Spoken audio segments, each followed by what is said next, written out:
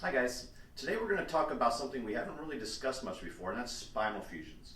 So people have had surgeries for back pain sometimes for scoliosis, and the doctors will go in there and actually fuse bones together. And they can do that a few different ways.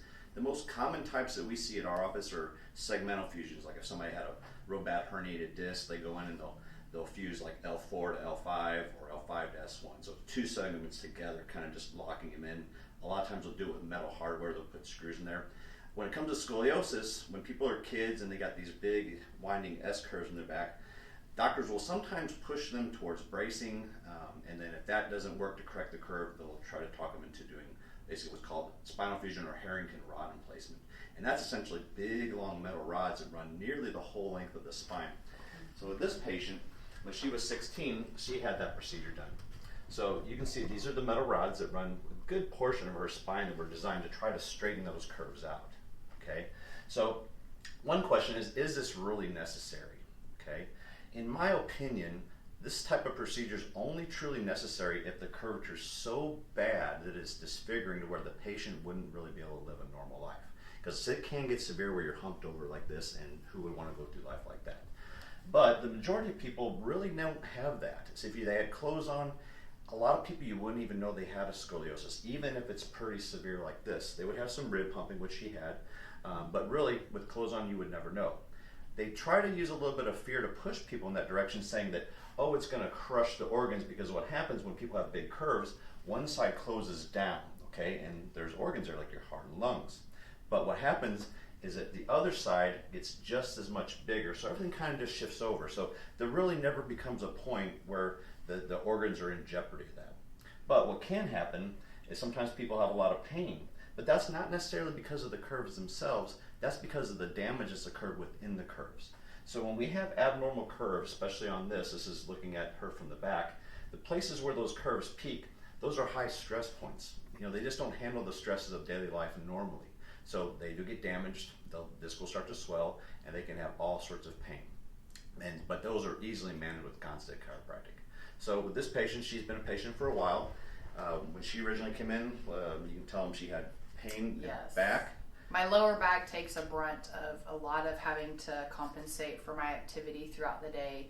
So the sciatic, going down the legs, sometimes numbness in the arms, it can be headaches, it can be blurred vision, super tight, because again, my top of my back also takes a lot and has to compensate a lot for my activity. Pretty active lifestyle, work full time, coach as well.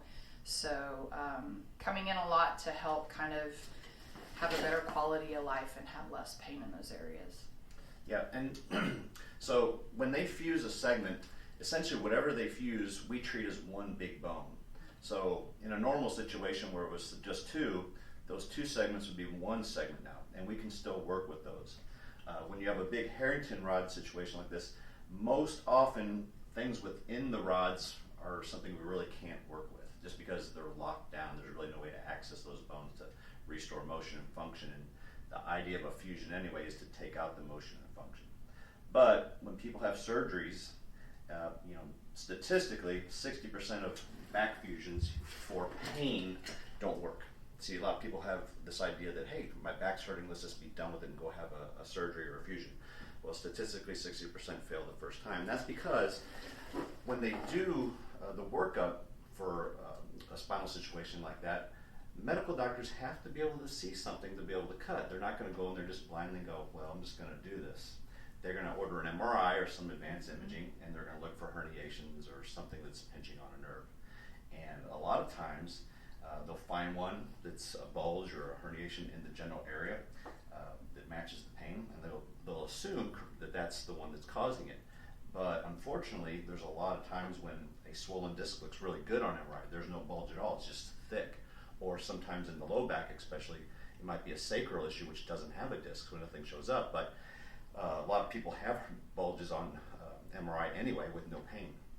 So they assume that one's causing it. So they go in, they do the operation, and the patients know better. And that's why. It's not that the surgeon didn't necessarily do a good job, it's just they were assuming they were on the right segment, and it never was. So she's more or less here for maintenance. She did have a little bit of a relapse in her neck a few weeks ago, but she's done really well. We're just going to work on a couple areas because When you lose motion in certain segments, then the ones that are still moving, like up here and down here, they have to work extra hard to give her all the motion that she lost here. So she's got a lot of accumulated damage down here, and this is real swollen and tender today, and then a little bit right there as well. So for her, we can adjust her pretty much like anybody else, but we just take special consideration with these type of patients, because a lot of times you guys are scared. You have these fusions, you're like, oh, I'm afraid for anybody to touch me because they're going to make it worse, or they have a hard time relaxing because they're just afraid of what's going to happen. Well, in Gonstead, we're highly trained to work with these type of cases. And I would say a good 30% of my patients are already post-surgical and have fusions, and we have great success with them. So a lot of it's just educating the patient what you're going to do, making sure that we're going to take care and not be real aggressive and just go and pounce on the spine like a lot of chiropractors do. So let's go ahead and get her adjusted up. All right, come on over here.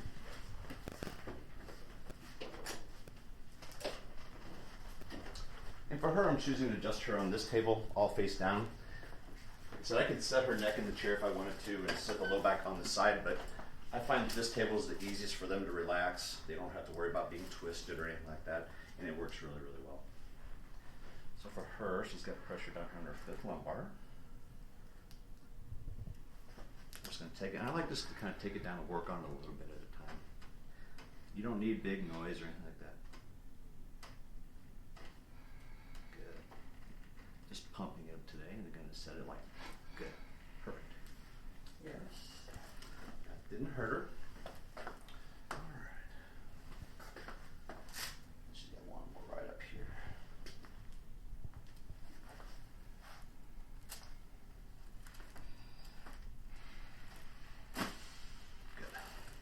Excellent. I'm going to break her up.